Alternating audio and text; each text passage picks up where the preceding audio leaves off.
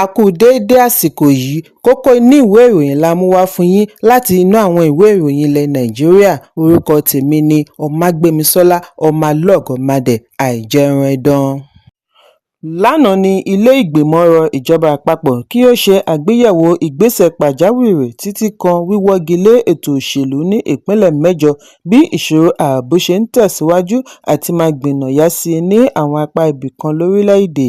Ìpè yìí wáyé lẹ́yìn àbá láti ẹnu aṣòfin tó ń ṣaṣojú gbùngbùn Bauchi Abdul Ningi níbi ìpàdé tí ń lọ lọ́wọ́. Ningi ṣàlàyé wípé ọ̀gbẹ́ni ààrẹ, a kò lè tẹ̀síwájú àti máa ronú wípé a wà ní Àbújá. Fún ìdí èyí, ìṣòro ààbò kò lè kàn wá. Ọ̀kan lára àwọn ohun tí a gbọ́dọ̀ mú lọ́kùnkúndùn ni bóyá kí a wọ́gi lé gbogbo ohun tó ní í ṣe pẹ̀lú ètò òṣèlú káàkiri orílẹ̀-èdè, tàbí kí a gbájúmọ́ ìpínlẹ̀ Borno, Plateau, Bauchi, Benue, Niger, Sokoto, Kebbi àti àwọn apá ibìkan ní Kano. Ó ní a gbọ́dọ̀ wọ́gi lé gbogbo ohun tó ní í ṣe pẹ̀lú òṣèlú ní àwọn ìpínlẹ̀ wọ̀nyí títí àrídájú á fi wà wípé ìṣòro ààbò ti dópin, nítorí a kò gbájúmọ́ ètò ààbò rárá. Òun kò sì dá ẹ̀bi ru ẹnikẹ́ni. A kò lè máa wá síbí wá máa ṣàròyé ní gbogbo ìgbà. Ìkìlọ̀ Ningi yìí ń wáyé láàrin àkọ̀tun ìkọlù àwọn Boko Haram ní ẹkùn àríwá ìlà oòrùn títí kan ìkọlù alápapọ̀ sí ibùdó ológun àti ìdúkokò tí wọ́n ṣẹ̀ṣẹ̀ ṣe tako bí ìjọba bá gbìyànjú àti fi tipátipá gba àwọn tí wọ́n jí gbé kalẹ̀. Ẹ̀kúnrẹ́rẹ́ ìròyìn wà nínú ìwé ìròyìn Punch tó jáde lónìí. Alága fún ẹgbẹ́ òṣèlú Labour Nnamdi Usman ti ní yóò ti pẹ́ jù fún olùdíje du ipò ààrẹ wọn àná Peter Obi àti padà sí ẹgbẹ́ láti wá díje síwájú ìdìbò ọdún 2027. Níbi ìfọ̀rọ̀wánilẹ́nuwò àná lórí Arise Television ni Usman ti ṣe àpẹẹrẹ òfin ètò ìdìbò gẹ́gẹ́ bí ohun tí ó lè fa ìjákulẹ̀ fún Obi, limiting factors. Usman ṣàlàyé wípé bí a bá wo ètò òfin àjọ elétò ìdìbò, ó máa dé ìpele tí àwọn á fi pa ìwé dé fún ìforúkọsílẹ̀. Bí àwọn bá sì ti ṣe èyí ní ó kù ọjọ́ 21 kí ìdìbò abẹ́lé wáyé.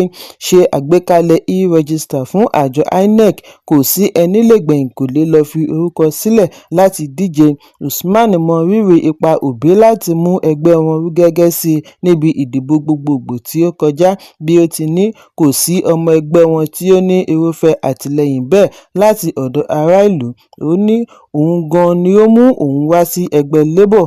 Pẹ̀lú ọ̀pọ̀lọpọ̀ àwọn tí ó wà ní Labour lónìí, gbogbo wọn ni Obi yí lọ́kàn padà tí wọ́n fi di ọmọ ẹgbẹ́ Labour nítorí àwọn ní ìgbàgbọ́ nínú pín-ire láre. Ẹ̀kúnrẹ́rẹ́ ìròyìn wà nínú ìwé ìròyìn Vanguard tó jáde lónìí. Mínísítà agbára Olóyè Adébáyọ̀ Adélábù ti kọ̀wé fi ipò sílẹ̀ pẹ̀lú èròǹgbà àti lépa ìdíje fún ipò gómìnà ìpínlẹ̀ Ọ̀yọ́.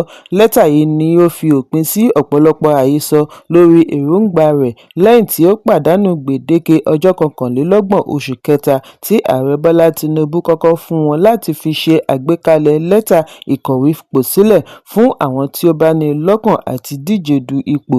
Ṣùgbọ́n bákan náà ni mínísítà dábàá ìdásílẹ̀ Coordinating Minister for Energy fún àtúpalẹ̀ káàkiri ẹ̀ka agbára, gáàsì àti àwọn mìíràn tí ó jọra wọn. Nígbà tí ó ń fìdí ìṣẹ̀lẹ̀ yìí múlẹ̀, amúgbálẹ́gbẹ̀ẹ́ mínísítà lórí ìròyìn Bọ́lájí Túnjí ní mínísítà fi ìmoore tó jinlẹ̀ hàn sí ààrẹ fún àǹfààní tí wọ́n fún wọn láti sìn.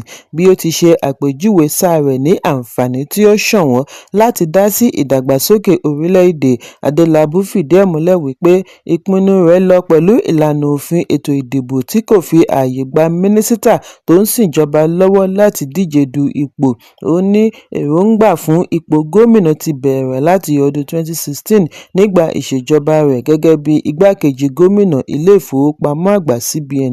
Túnjí fi kún wípé Adélábù ní àfojúsùn láti rí i dájú wípé ètò ìyọ̀ǹda ipò rẹ̀ lọ nírọ̀rùn, bí ó ti dúpẹ́ fún ìgboyà àti àtìlẹ́yìn tí ààrẹ fún gbogbo àkókò tí ó ní ìṣèjọba rẹ̀. Ẹ̀kúnrẹ́rẹ́ ìròyìn wà nínú ìwé ìròyìn The Nation tó jáde lónìí.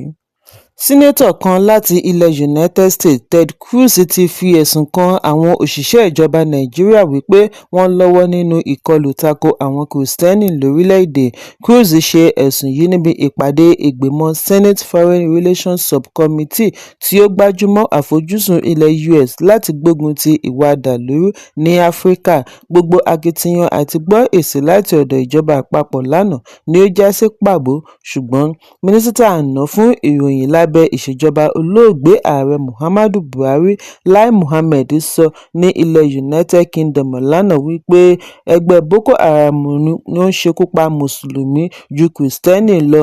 Níbi ìpàdé ní aṣòfin yìí ti ní Nàìjíríà ni ó ṣe àkọọ́lẹ̀ ikú Kìrìsìtẹ́nì jùlọ nítorí ìgbàgbọ́ wọn ní gbogbo ibi lágbàáyé. Ó ní láti ọdún 2009 ó lé ní ẹgbẹ̀rún lọ́nà 50,000 ní Kìrìsìtẹ́nì tí wọ́n ti ṣekú pa nígbà tí wọ́n dáná sun ilé ìjọsìn, ilé ìwé àti àwọn ilé mìíràn tí ó lé ní 20,000. Cruz ní ó ṣeni láàánú wípé ọrùn àwọn òṣìṣẹ́ ìjọba Nàìjíríà ni wọ́n lọ́ àwọn ẹ̀sùn wọ̀nyí mọ́. Ó lọ lára ẹ̀sùn yìí mọ́ iṣẹ́ òfin Sharia ní àwọn apá ibìkan ní ẹkùn àríwá. Bákan náà ni ó bu ẹnu àtẹ́ lu àwọn aláṣẹ Nàìjíríà bí ó ti ní wọn kì í yára fèsì sí ọ̀rọ̀ ààbò lórílẹ̀-èdè.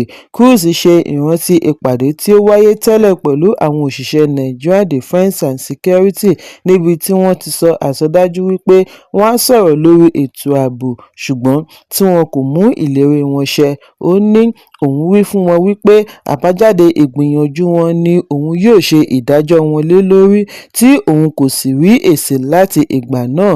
Bákan náà ni sínétọ̀ yìí ṣe àfihàn wípé nínú oṣù kẹwàá ni òun ṣe àgbékalẹ̀ òfin lórí òmìnira ẹ̀sìn fún ọdún 2025 láti mú kí àwọn òṣìṣẹ́ ìjọba lè sọ̀rọ̀ lórí ẹ̀sùn lílọ́wọ́ nínú ìkọlù Kìrìsìtẹ́nì.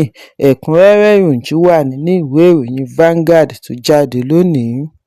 Gómìnà àná fún ìpínlẹ̀ Kaduna Nasir El-Rufai ni wọ́n ti fi ojú rẹ̀ bá ilé-ẹjọ́ gíga ìlú Àbújá lórí ẹ̀sùn wípé ó lọ́wọ́ nínú jíjà ìlà ìbánisọ̀rọ̀ National Security Adviser NSA Nuhu Ribadu.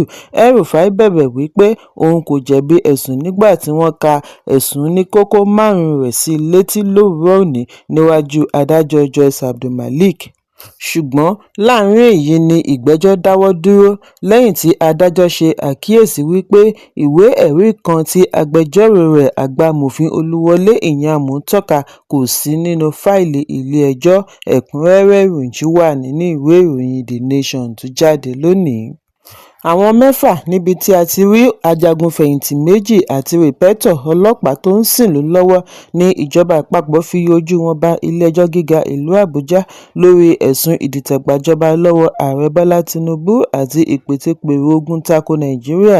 Adájọ́ Joyce Abdulmalik wá pàṣẹ kí wọ́n wà ní àhámọ́ ọgbà àjọ ọ̀tẹlẹ̀múyẹ́ DSS lẹ́yìn tí wọ́n bẹ̀bẹ̀ wípé àwọn kò jẹ̀bi ẹ̀sùn. Adájọ́ pàṣẹ yìí lẹ́yìn ìbéèrè agbẹjọ́rò fún ìjọba àpapọ̀ tí ó tún jẹ́ mínísítà fún ẹ̀ka ìdájọ́ Lateef Fagbemi tí ó darí ikọ̀ agbẹjọ́rò ìjọba. Ní kété lẹ́yìn tí wọ́n gba ẹ̀bẹ̀ wọn ni Fagbemi béèrè fún kí ìgbẹ́jọ́ wọn tètè yá kíákíá tí ilé-ẹjọ́ sì tètè bu ọwọ́ lù ú. Akitiyan àwọn agbẹjọ́rò mìíràn láti béèrè fún ìyọ̀ǹda wọn ni adájọ́ kò fi ààyè gbà. Lẹ́yìn èyí ni ó fi ìgbẹ́jọ́ mìíràn sí ọjọ́ 27 oṣù kẹrin fún ìtẹ̀síwájú lórí ìgbẹ́jọ́ àwọn tí wọ́n fi ẹ̀sùn kàn. Bákan náà ni adájọ́ fún agbẹjọ́rò wọn láàyè àti yọjú sí wọn láti lè mú ìgbáradì yá lórí ẹ̀sùn wọn.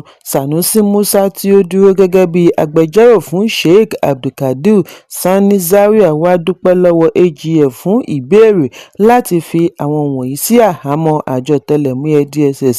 Ọ̀kan lára àwọn afẹ̀sùnkàn ajagun-fẹ̀yìntì Major General Mohammed Ibrahim Gana ni wọ́n gbé dé ilé-ẹjọ́ pẹ̀lú wheelchair látàrí àìlera rẹ̀ àti ọjọ́ ogbó. Gẹ́gẹ́ bí abánirojọ́, àwọn afẹ̀sùnkàn wọ̀nyí ni wọ́n ní wọ́n pètepèrò ní ọdún 2025 àti dá ogun sílẹ̀ tako orílẹ̀-èdè láti lè gbàjọba lọ́wọ́ ààrẹ ilẹ̀ olómìnira Nàìjíríà. Ẹ̀kúnrẹ́rẹ́ ìròyìn wà nínú ìwé ìròyìn The Sun tó jáde lónìí. Kókó inú ìwé ìròyìn tòní kò ní jù báyìí lọ. Ẹ pàdé mi lọ́la fún àkọ́tun ìròyìn. Kí a tó lọ, ẹ má ṣaláì fi àkíyèsí yín ránṣẹ́ kí ẹ sì bá wa subscribe sójú náà wa lórí YouTube kí kókó inú ìwé ìròyìn lè máa tẹ̀ yín lọ́wọ́ ní kíákíá.